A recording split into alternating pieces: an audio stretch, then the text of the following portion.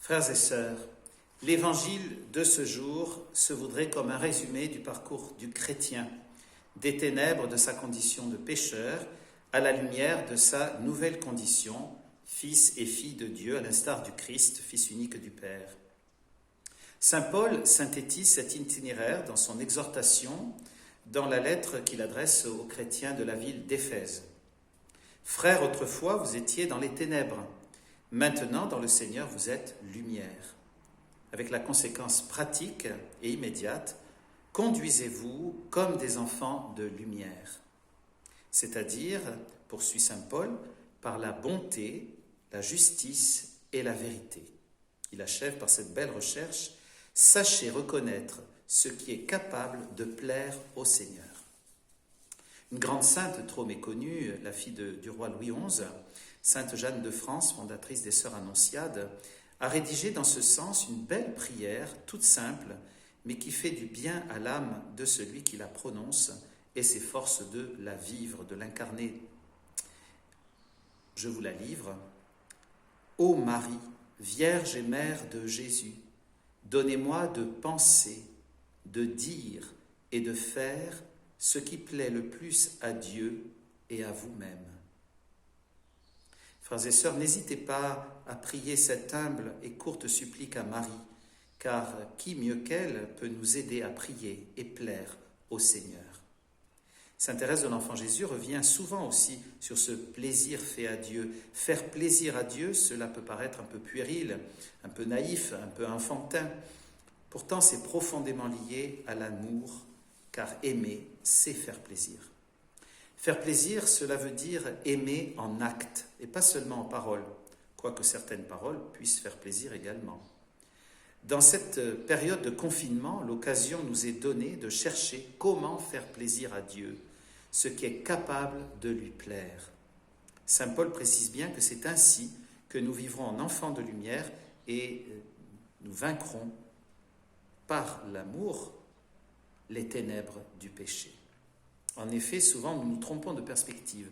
Nous luttons contre le péché en nous privant de ceci ou de cela, en faisant des efforts qui souvent s'avèrent peu féconds et peuvent même parfois nous laisser désespérer de la nature humaine. Nous continuons d'être pécheurs. Ce n'est pas ainsi que Jésus nous invite à combattre le mal, et en particulier le péché. Il faut être réaliste. Notre condition de pécheur nous survivra, disait un jésuite avec humour, 1 minute après notre mort. C'est forme de plaisanterie, mais c'est affirmer avec justesse que nous porterons jusqu'au dernier souffle cette condition de pécheur, ce poids en quelque sorte, parce que nous sommes en chemin tout simplement vers la perfection de l'amour. Pour autant, nous sommes appelés à vaincre le mal par un surcroît de bien. Le péché et le mal en général nous recentrent sur nous-mêmes, sur cet ego qui n'en finit jamais de réclamer sa part. Se décentrer est la seule solution pour s'en sortir. Se décentrer par la grâce de Dieu et sa conséquence, le don de soi aux autres. Aimer, en effet, nous le savons bien, c'est vouloir le bien de l'autre et donc s'occuper des autres avant de s'occuper de soi-même. Alors regardons l'aveugle-né. Il était autocentré par sa condition, car nous le sommes, nous aussi, quand nous ne voyons rien d'autre que nous-mêmes, notre intérêt, notre ambition, notre soif de reconnaissance et de plaisir. Tout cela nous comble dans un premier temps, c'est immédiat, mais très vite nous nous en lassons, car nous sentons bien que nous sommes faits pour plus grand que cela. Cet univers nous paraît du coup très étroit et voire étriqué. Nous sommes trop à l'étroit en nous-mêmes. Rappelez-vous souvent que seul Dieu est digne de l'homme, selon la jolie formule du père Maurice Zindel. L'aveugle rencontré par Jésus, va se laver, symbole du baptême qui confère la grâce, c'est-à-dire l'amour infini et gratuit du Seigneur. Il cherche avec son intelligence à comprendre qui est celui qui l'a guéri, à travers aussi l'épreuve de ces examens divers qu'il doit subir de la part de ses adversaires, de ses juges. Au terme de cet itinéraire éprouvant de conversion, mais au fond la conversion est toujours un moment d'épreuve, il voit non seulement la réalité matérielle et les êtres qui l'entourent, mais surtout Il voit le Christ et il le reconnaît comme Dieu sauveur et le sauveur du monde. Et il se prosterne avec une humilité confondante. Il est ainsi admis dans l'Église, sa nouvelle famille. Ses parents, les membres de sa religion, ses amis, tous l'ont abandonné. Mais le Christ et l'Église, ce qui ne fait qu'un, eh bien, l'accueillent. Il a trouvé une nouvelle famille.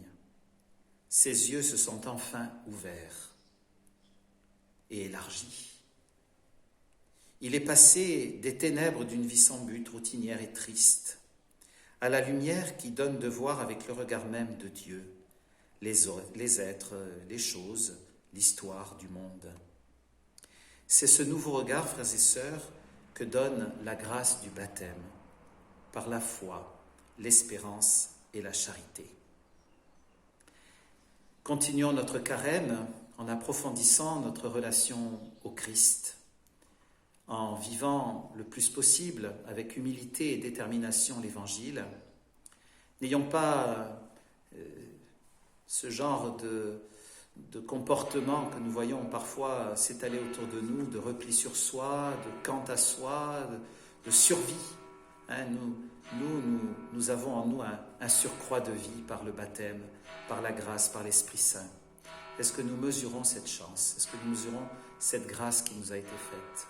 Je pense que oui, et nous allons rester fidèles à cette grâce. Je vous le souhaite de tout mon cœur, et encore saint carême et bon dimanche, dans la joie de servir Dieu et vos frères.